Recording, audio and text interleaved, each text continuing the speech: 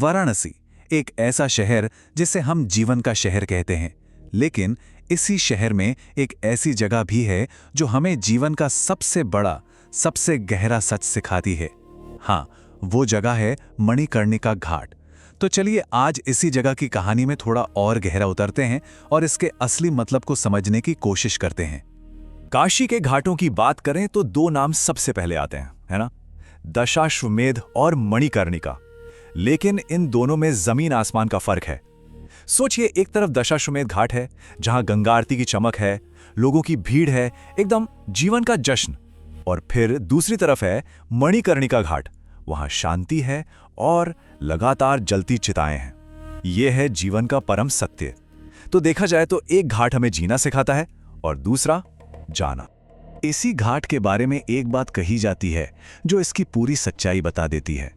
यहां जीवन खत्म नहीं होता, यहां अहंकार खत्म होता है। सोचकर देखिए कितनी गहरी बात है।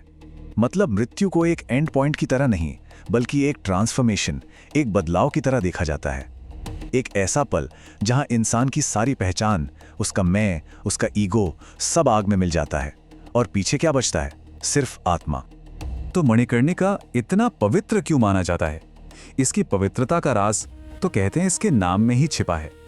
और इस नाम के पीछे एक ऐसी पौराणिक कथा है जो हमें इसके मकसद के और भी करीब ले जाती है। तो सवाल यही उठता है ना? आखिर इसका नाम मणिकर्णिका ही क्यों पड़ा? क्या है इस नाम के पीछे की कहानी? कहानी वैसे तो काफी सरल सी है। एक बार भगवान शिव और माता पार्वती गंगा किनारे आराम कर रहे थे। तभी माता पार्वती का एक बहुत ही खूबसूरत रत्नों से जड़ा हुआ कुंडल, जिसे मणि कहते हैं, वो वहां एक दिव्य कुंड में गिर गया।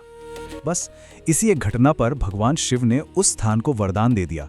उन्होंने घोषणा की कि आज से जिसका भी अंतिम संस्कार इस जगह पर होगा उसे मोक्ष मिलेगा, यानी जन्म मरण के इस चक्कर से हमेशा के लिए आजादी। देखिए कैसे एक मामूली सी घटना एक कितने बड़े आध्यात्मिक वादे में बदल गई।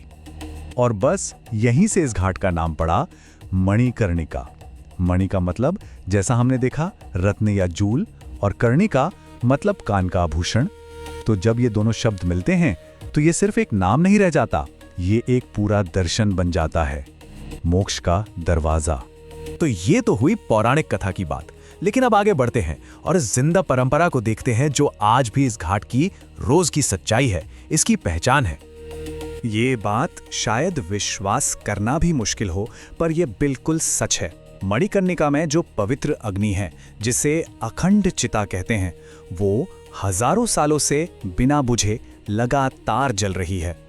हजारों साल ये कभी नहीं बुझती, चाहे दिन हो या रात, ये सिलसिला कभी नहीं रुकता। और ये सोचिए, ये सिर्फ एक रस्म नहीं है, ये तो एक जीता जागता इतिहास है। इस पवित्र आग को जलाए रखने की जिम्मेदारी डोम समुदाय की है और वो ये काम पीढ़ी दर पीढ़ी करते आ रहे हैं। कहते हैं कि ये परंपरा तो मौर्य साम्राज्य से भी पुरानी है।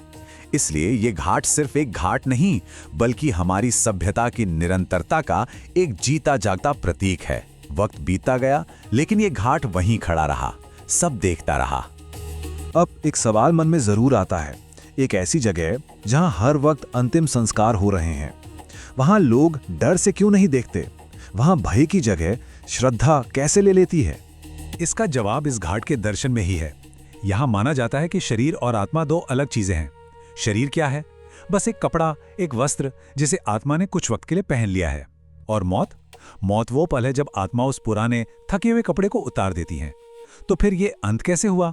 ये तो सफर का अगला पड़ाव हुआ, है ना? मणिकर्णिका को द ग्रेट इक्वलाइजर भी कहा जाता है, सबसे बड़ा समाकारक, क्योंकि यहां आग के सामने सब एक हैं। कोई राजा नहीं, कोई रंक नहीं, सारी पदवियां, सारी पहचान खत्म।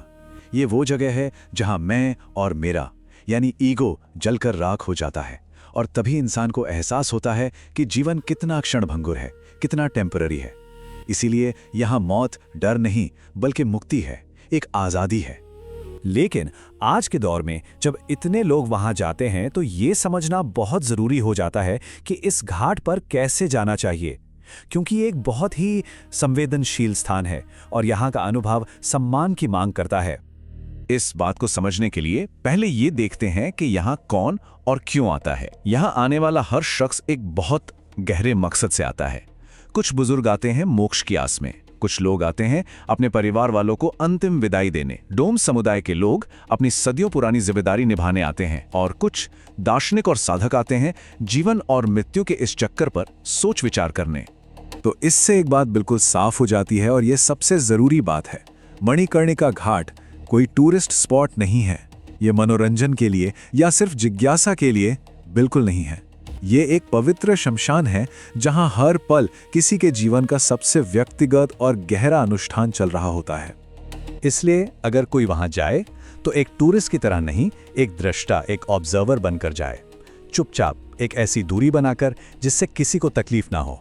और हाँ, फोटोग्राफी और वीडियोग्राफी तो बिल्कुल नहीं, वहां ये करना गलत माना जाता है। सबसे बेहतर तरीका तो शायद यही है कि गंगा में नाव से थोड़ी दूरी से इस घाट को देखा जाए, और वहां जो हो रहा है उसके तमाशे पर नहीं, उसके पीछे के गहरे मतलब पर ध्यान लगाया जाए। चलिए अब आखिर में इस पूरी तस्वीर को जोड़कर देखते हैं, ये समझते हैं कि आखिर मणिकर्णिका घाट काशी की पूरी यात्रा को कैसे पूरा करता है, जीवन के इस चक्कर को कैसे मुकम्मल करता है। कहा जाता है कि काशी के घाट असल में जीवन की पूरी कहानी सुनाते हैं।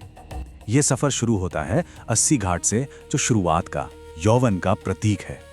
फिर यह सफर अपने चरम पर पहुंचता है दशाश्वमेध घाट पर, जहां जीवन का भरपूरी से जश्न मनाया जाता है।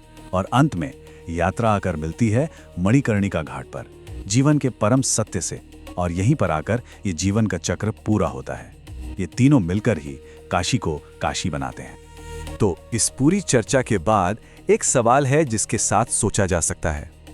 अगर जीवन एक उत्सव है, एक सेलिब्रेशन है, तो क्या उसके अंतिम सत्य यानी मृत्यु का सामना करना ही मुक्ति का सबसे ऊंचा रूप है? क्या इस सच्चाई को स्वीकार करना ही असल आजादी है? मणिकर्णिका हमें यही सोचने पर मजबूर करती है। अधिक जानकारी और अमेजिंग टूर पैकेज के लिए विजिट करें www.julutrip.com। कॉल या व्हाट्सएप भी कर सकते हैं 8881705500 पर।